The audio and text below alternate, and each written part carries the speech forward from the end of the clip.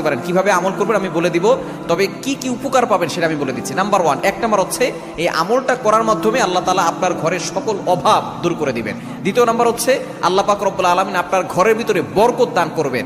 এবং 3 নাম্বার হচ্ছে দুশ্মন থেকে আল্লাহ তাআলা আপনাকে মুক্তির ব্যবস্থা করে দিবেন।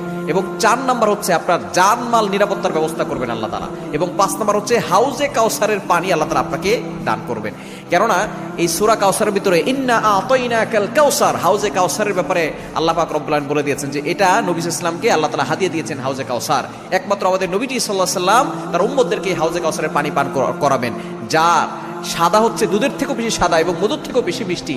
একবার যে পান করবে 500 বছর ধরে তার কোনো পানি তৃষ্ণা লাগবে না। এটা আপনি কিভাবে আমল করবেন?